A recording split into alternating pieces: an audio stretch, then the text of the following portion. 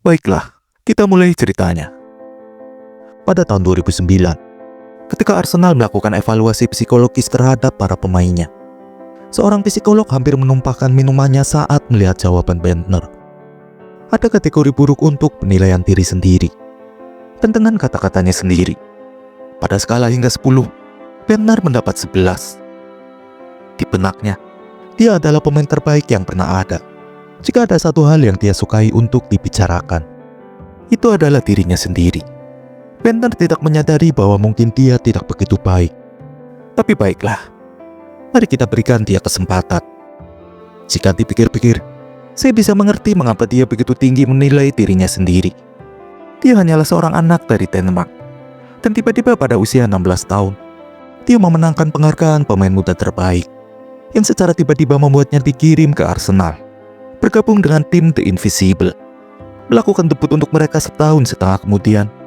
Dan saat dia akhirnya mendapatkan waktu bermain yang layak, itu terjadi dalam pertandingan melawan Spurs dalam derby London Utara pertamanya. Hanya 6 detik setelah masuk ke lapangan, dia mencetak gol sundulan yang hebat untuk memberikan kemenangan bagi timnya. Secara harfiah, itu gol tercepat yang pernah dicetak oleh seorang pemain pengganti. Tidak heran dia mengira dirinya adalah yang terbaik sepanjang masa. Meskipun secara adil, jika ada yang percaya padanya saat itu, mereka akan segera disadarkan. Seminggu kemudian, dia mendapatkan debut pertamanya di Premier League, hanya untuk langsung mendapatkan kartu merah pertamanya dalam karirnya. Dan sebulan setelah itu, dalam pertemuannya yang kedua dengan Tottenham, tidak hanya dia mencetak gol bunuh diri saat Arsenal dihancurkan 5-1, tapi dia juga terlibat perkelahian dengan Adebayor, yang membuat Bendtner masuk ke ruang ganti dengan hidung berdarah. Konon katanya, Bendtner menolak memberikan bola kepadanya, hanya karena dia tidak suka auranya. Tapi tunggu, saya rasa saya terlalu terburu-buru, karena sebelum musim pertamanya yang kacau bersama Arsenal, mereka meminjamkannya ke Birmingham di Championship. Dan itu benar-benar gila. Pertama-tama, ada laporan yang mengatakan bahwa alasan dia dipinjamkan adalah karena dia tertangkap bersembunyi di ruang ganti wanita untuk menghindari latihan. Tapi bagaimanapun, itu bukan intinya. Di Birmingham, dia tampil cukup baik. Atau setidaknya sampai pelatih Steve Bruce mendengar bahwa dia pergi ke klub striptease 4 kali dalam seminggu.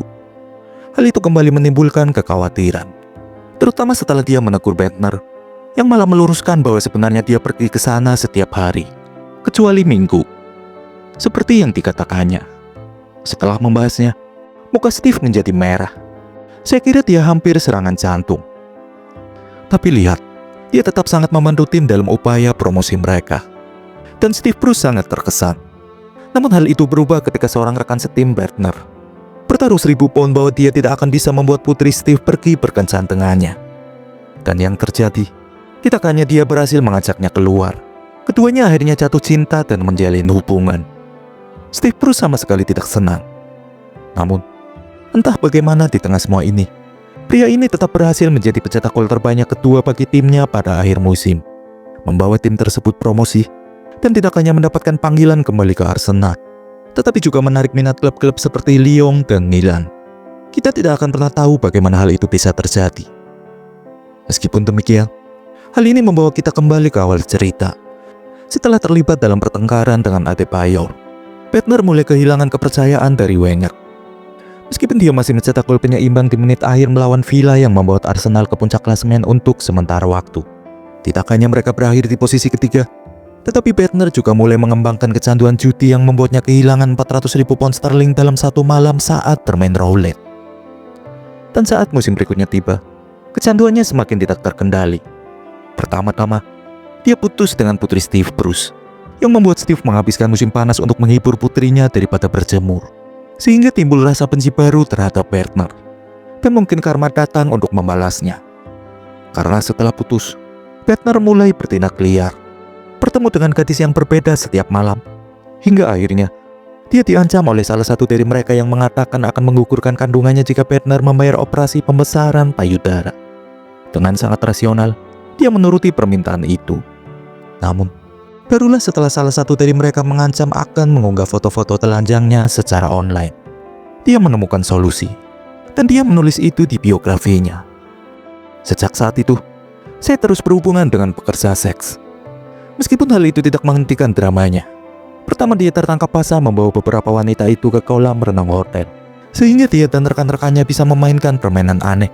Lalu suatu pagi dia terbangun karena suara benturan keras. Salah satu pacarnya menjatuhkan batu melalui jendela belakang dan menimpa mobil Porsche-nya. Dan benar, sepertinya tidak ada cara untuk menghentikan kegilaan ini. Tapi keajaiban terjadi. Putri Denmark Caroline Merriman kembali jatuh cinta padanya. Tiba-tiba, Nicholas muda, bukan lagi pria biasa, melainkan Yang Mulia Lord Bentner. Namun, meskipun mereka memiliki seorang putra, hubungan itu tidak bertahan lama. Tetapi julukan Lord tetap melekat. Jika kalian penasaran bagaimana perkembangan sepak bolanya, pada saat itu dia sudah memasuki musim keduanya di Arsenal dan berada di tengah titik kestabilan performa. Momen terbaiknya adalah gol penentu kemenangan pada menit ke-87 melawan Dinamo Kiev, yang dicetak saat sebagian besar pemain Dinamo menunggu bola dikeluarkan dari lapangan karena salah satu pemain mereka membutuhkan pertolongan medis. Hal itu juga tidak menghentikannya untuk merayakan seolah-olah dia telah mencetak gol Puskás. Bagaimanapun, secara adil, gol itu memang membawa Arsenal ke babak knockout. Namun jujur saja, pada akhirnya semua itu sia-sia. Di babak 16 besar melawan Roma, dia dicemooh setelah gagal memanfaatkan beberapa peluang gol. Dan yang lebih buruk lagi, hanya beberapa jam setelah tersingkir oleh United di semifinal, dia difoto sedang berada di klub malam dengan celana yang melorot hingga pergelangan kaki.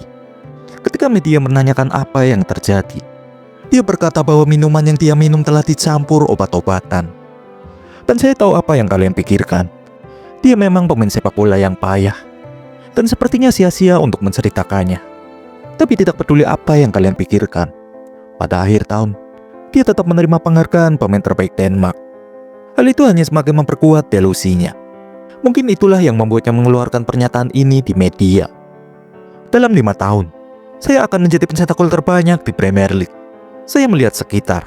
Saya melihat pemain lain. Mereka tidak lebih baik dari saya. Saya akan lebih baik dari Zlatan. Dia lebih tua dari saya. Dan saat saya mencapai puncak karir saya, kalian semua akan melihat saya sebagai salah satu striker terbaik di dunia. Sisi positifnya adalah dia dan Zlatan memiliki tingkat kepercayaan diri yang sama. Meskipun demikian, setelah pernyataan seperti itu, semua orang penasaran untuk melihat apa yang akan dilakukan Bentner. Namun, alih-alih mencetak gol dan meraih trofi, dia lebih sering menjadi headline karena berita-berita yang aneh. Seperti kecelakaan yang menghancurkan Aston Martin-nya dalam perjalanan ke tempat latihan, dan menerobos jalan satu arah setiap pulang ke rumah hanya agar bisa lebih cepat sampai ke rumah. Di tengah semua ini, dia 100% yakin bahwa itu bukan salahnya jika segala sesuatunya terus berantakan. Jadi dia melakukan satu-satunya hal rasional yang bisa dia pikirkan dan pergi ke seorang peramal. Atau kita bisa menyebutnya dukun. Dari sana dia yakin bahwa semua itu karena jersey nomor 26-nya yang membawa sial. Jadi dia beralih ke nomor 52. Karena 5 tambah 2 sama dengan 7. Dan 7 adalah angka keberuntungannya. Tapi sayang baginya, 52 juga cocok dengan gaji mingguan barunya sebesar 52 juta euro, yang membuat para penggemar berpikir bahwa dia hanya pamer pada mereka. Tapi meskipun faktanya dia membutuhkan hampir 3 bulan untuk pulih dari operasi yang seharusnya membuatnya absen selama 3 minggu. Dalam 2 momennya musim itu, dia mencetak hat-trick di Liga Champions melawan Porto. Bahkan pernah dinobatkan sebagai Player of the Month Arsenal setelah mencetak gol hiburan saat mereka dihancurkan di Camp Nou. Tapi penampilannya di Piala Dunia cukup positif. Untuk sesaat, kalian hampir bisa percaya bahwa dia sebenarnya bagus. Tapi kemudian, semuanya menurun dari sini. Piala Dunia membuat cederanya 10 kali lebih parah, membuatnya absen selama 4 bulan. Dan dari sana, dia tidak pernah benar-benar mendapat kesempatan lagi. Hal itu membuatnya kesal. Dan dia mengklaim bahwa dia tidak akan pernah bermain untuk Arsenal lagi. Dan saat itu, di tengah rumor tentang Borussia Dortmund dan Hamburg, nama Steve Bruce muncul di teleponnya. Dia mengira akan dimarahi karena masalah dengan anaknya. Tapi manajer itu malah mengatakan semua sudah dimaafkan dan mengundangnya untuk bergabung dengan Sunderland.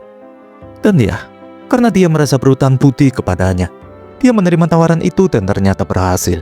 Dia terlihat segar kembali. Meskipun tidak mencetak banyak gol, tetapi dia tetap menjadi pencetak gol terbanyak bagi timnya. Bahkan setelah mengalami retak tulang orbital mata dan menyaksikan Steve Bruce dipecat, dia tetap berusaha keras dan membantu Sunderland bertahan di Premier League. Tapi itu bukan berarti dia bebas dari masalah. Suatu malam, Sebagai cara untuk membalas dendam pada rival Newcastle, dia dan rekan setimnya Lee Cartemol pergi ke kawasan mereka dan mulai merusak setiap mobil di jalanan. Tentu saja mereka dituduh merusak properti. Tapi bagian lucu dari semua ini adalah mereka melakukannya saat mabuk berat. Mereka bahkan tidak menyadari bahwa mereka masih berada di dalam kota sendiri. Saya tidak bisa cukup menekankan hal ini. Kedua kota dipisahkan oleh sebuah sungai. Bagaimana mereka tidak menyadarinya? Saya tidak tahu. Tapi yang saya tahu adalah Bentner tampil sangat baik di Euro. Dan penampilannya mungkin menjadi salah satu yang paling berkesan dalam karirnya. Namun, penampilannya dinodai oleh insiden di mana dia menurunkan celananya saat merayakan gol untuk mempromosikan situs judi online. Insiden itu menjadi viral dan membuatnya didenda 100.000 euro oleh UEFA.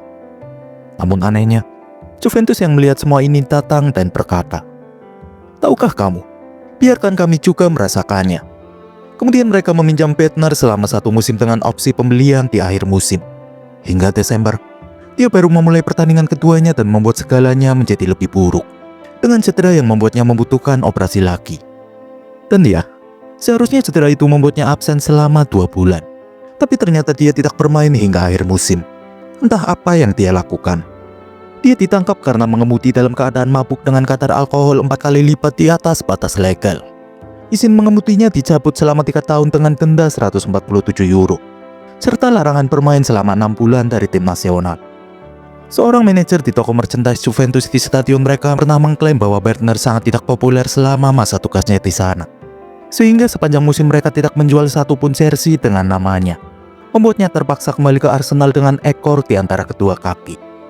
Namun dia masih berani mengatakan kepada media bahwa "Saya bisa melihat masa depan saya bermain untuk Real atau Barcelona."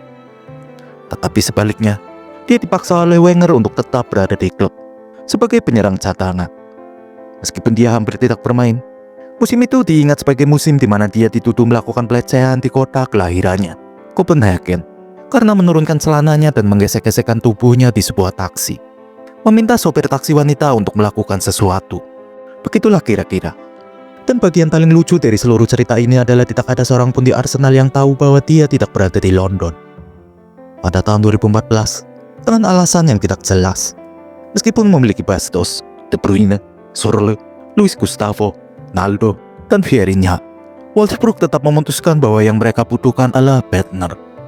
Manajer mereka menyebutnya sebagai pemain berpengalaman yang sedang berada di puncak karirnya, dengan banyak pengalaman internasional. Sekarang saya menggelengkan kepala. Faktanya, sebagai striker, dia memutuskan untuk mengenakan nomor punggung 3 karena ibunya mengatakan itu terlihat bagus. Mungkin itu seharusnya menjadi peringatan seberapa serius dia mengambil kesempatan ini. Tapi sepertinya mereka tidak peduli. Pada akhirnya, Bentner menghabiskan 2 musim di klub tersebut. Tidak banyak bermain tetapi tetap mencetak gol-gol ikonik di menit-menit akhir. Termasuk gol penentu kemenangan melawan Inter di San Siro dan gol penyeimbang melawan Bayern di Super Cup. Hal itu memang memberi mereka gelar, tetapi tidak menghentikan mereka untuk mengakhiri kontraknya di tengah musim, setelah dia berpose dengan Mercedes di Instagram. Padahal dia tahu betul bahwa sponsor utama klub adalah Volkswagen. Saya bahkan tidak akan banyak berbicara tentang masa lalunya di Nottingham Forest. Momen paling terkenalnya adalah gol bunuh dirinya. Itu saja yang perlu kalian tahu. Tiba-tiba, dia menjadi pemain bebas transfer pada usia 29 tahun. Keanehan itu mungkin sempat membuatnya sadar diri sejenak, membuatnya bergabung dengan Rosenborg dan mulai tampil bagus, mencetak sekitar 35 gol dalam 2 musim di sana, bahkan mendapat panggilan mengejutkan ke Piala Dunia 2018. Sayangnya cedera membuat kita kehilangan momen hebat Lord Bentner di Piala Dunia. Tapi tetap saja, dia mengakhiri waktunya di Rosenborg dengan gaya, memukul sopir taksi di wajahnya karena tarif taksi yang mahal, dan membuat dirinya dihukum selama 50 hari masa rehabilitasi. Setelah itu, dia bergabung dengan klub sepak bola kota kelahirannya, FC Copenhagen, dan jersey-nya langsung laris manis. Itu akan terlihat bagus jika orang-orang tidak menyadari bahwa dia sendiri yang membeli banyak jersey tersebut. Memang, itu cukup menyedihkan. Tapi yang lebih mengecewakan lagi adalah reaksi para penggemar setelah sesi latihan pertamanya, yang segera menyadari bahwa dia tidak lagi memiliki kemampuan seperti dulu. Dan mereka benar. Setelah 6 pertandingan, kemampuannya sudah hilang. Sementara itu, pandemi datang dan tiba-tiba dia pensiun. Dia beralih ke industri lain. Pertama kali menjadi pembawa acara TV di mana dia membuat prank para selebriti. Kemudian menjadi pembawa acara sebuah turnamen. dan sekarang malah menjadi agen pemain. Apapun itu, semua yang dia lakukan hanya akan berakhir sia-sia jika dia tidak pernah serius. Sekian cerita kali ini. Sampai jumpa minggu depan.